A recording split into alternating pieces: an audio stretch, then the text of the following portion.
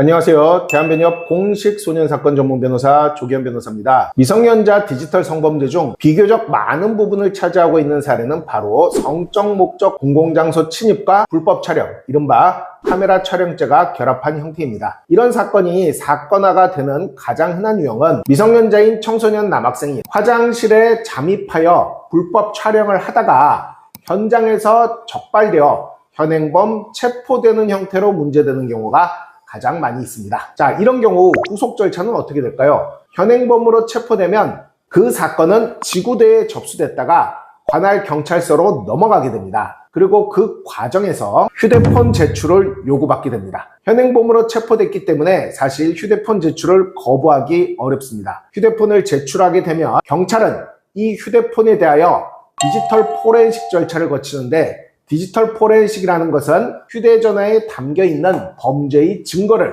전자적으로 확보하는 절차를 의미합니다. 디지털 포렌식을 거친 경찰은 그 증거를 바탕으로 현행범 체포됐던 학생을 소환해서 이른바 피의자 신문이라는 것을 하게 됩니다. 그리고 피의자 신문 과정에서 혐의점을 구체화하고 어떤 부분을 범죄로 저질렀는지, 그 범죄의 죄명은 무엇인지, 그리고 그 개수라든지 피해의 정도는 얼마인지를 추려내서 정리한 뒤 사건을 검찰로 넘기게 되죠. 그럼 검찰은 사건을 받아서 범죄가 매우 중하다 싶으면 정식으로 형사 기소하여 어른들이 받는 것 같은 형사재판을 받게 됩니다. 이 형사재판에서 유죄가 나오면 성범죄 전과죄가 되는 겁니다. 그런데 검사가 그 정도까지 할 사안은 아니다 하면 사건을 가정법원이나 지방법원의 소년재판부로 넘기게 됩니다. 이것을 소년보호사건 송치라고 합니다. 소년보호사건 송치를 받은 법원은 아이에 대해 추가적인 조사를 하게 됩니다. 그런데 이 조사 방식 중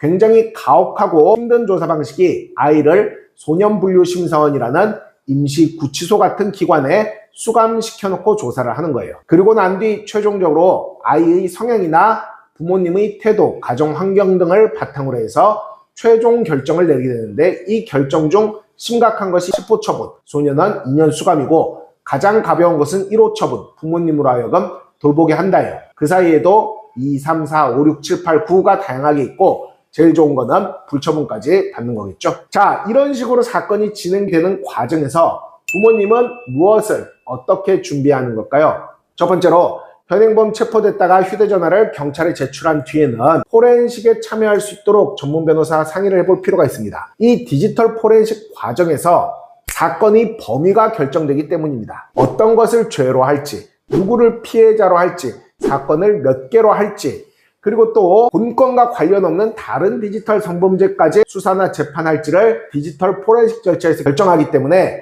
이 단계에서 변호사를 투입하여 사건이 확대되는 것을 막을 필요가 있어요. 그 다음 피의자 신문 조사에도 당연히 변호사가 동석할 수 있도록 부모님은 준비해 주셔야 합니다. 여기서 변호사가 동석해서 현재 성범죄를 저질렀다는 혐의로 체포되어 불안한 남학생을 조력하여 반성해야 될 부분은 반성할 수 있도록 진술을 지도하고, 만약 무죄를 주장할 수 있는 부분이라면 본인이 하지 않은 범죄까지 뒤집어 쓰는 일이 없도록 수사관을 통제할 수 있어야 됩니다. 그 뒤 사건이 검찰로 넘어가면 검찰 단계에서 변호사는 검사를 설득하여 사건이 형사 절차로 넘어가지 않고 소년보호사건 송치돼서 제가 아까 말씀드린 지방법원이나 가정법원의 소년재판부로 송치될 수 있도록 조력을 해야 되겠죠. 그 다음 사건이 법원의 소년재판부로 송치된다면 조사 과정에서 아이가 너무 가혹하고 힘든 조사인 소년분류심사원 수감형 조사를 받지 않도록 판사를 설득해서 사회 내에서 조사를 받을 수 있도록 해야 되고, 종국 결정으로도 교육 등의 가벼운 처분을 받을 수 있도록 조력을 해야 합니다. 미성년자 디지털 성범죄 중 흔히 문제가 되는 카메라 촬영죄, 성적 목적 공공장소 침입죄에 대해서 설명을 드렸습니다. 그런데 이 영상만 봐서는 사실 전체적인 절차도 잘 이해가 안 되고, 부모로서 내가 우리 아이를 위해 무엇을 어떻게 해야 될지도 잘 모르겠다면 일단은 여기에 떠있는 전화번호로 전화를 해서 전문 변호사 상담을 받아볼 필요가 있습니다. 현재 상황만 정확하게 알려주셔도 전문 변호사가 이 사안에서 무엇을 어떻게 대처해야 될지 틀을 잡아드리고 필요한 경우 정식으로 선임되어 세부적인 조력을 제공할 수 있기 때문입니다. 대한변협 공식 소년사건 전문 변호사 조기현이었습니다.